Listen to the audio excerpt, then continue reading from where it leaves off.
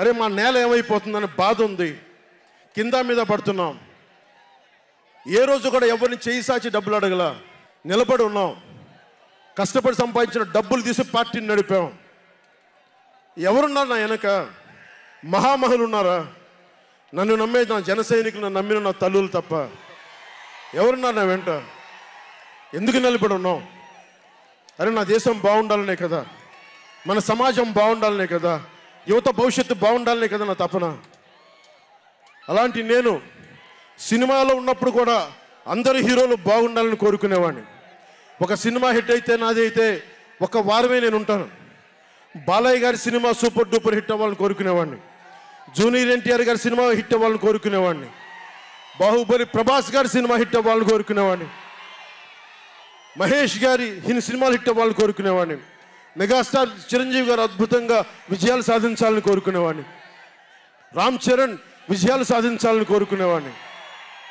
ఇలాంటి అల్లు అర్జున్ లాంటి పుష్ప హీరో అద్భుతంగా ఉండాలని, మేము గొప్ప అవార్డు సాధించాలని కోరుకునేవాడిని. ఇలా ఎందరో, ఒక్కళ్ళు కాదు, ఎందరో వారందరికీ పేరు పేరున చెప్పలేను, కానీ అందరూ బాగుండాలని కోరుకునేవాడిని. అలాంటి నేను కోరుకుంటుంది కూడా మీరందరూ బాగుండాలి. మనలో మనం కొట్లాడకుండా, కులాల మధ్య కొట్లాడకుండా, వర్గాల మధ్య పోరు లేకుండా, ప్రాంతీయ విభేదాలు లేకుండా ఆంధ్రప్రదేశ్ సుభిక్షంగా ఉండాలని తపన పడేవాడిని నేను. అలాంటి నేను కొన్ని నిర్ణయాలు తీసుకుంటాం.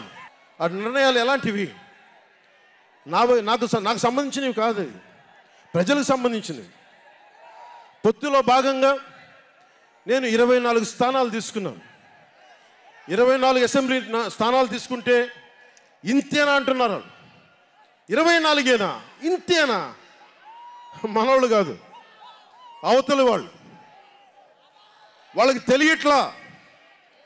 బలి చక్రవర్తి కూడా వామనుణ్ణి చూసి ఇంతేనా అన్నాడు.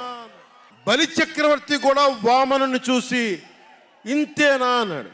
నెత్తి మీద కాలు పెట్టి బలి చక్రవర్తిని అధాపాతాళానికి తొక్కుతున్నప్పుడు తెలిసింది ఎంతో అని. ఇంతింతై వటుడింతై నభో వీధిపై నంతై తోయిద మండలాగ్రమునకంతై వామనవతారాన్ని చూపిస్తుంది జనసేన. జగన్ గుర్తుపెట్టుకో, అధాపాతాళానికి తొక్కకపోతే నా పేరు పవన్ కళ్యాణే కాదు, మా పార్టీ జనసేనే కాదు, మర్చిపోకో.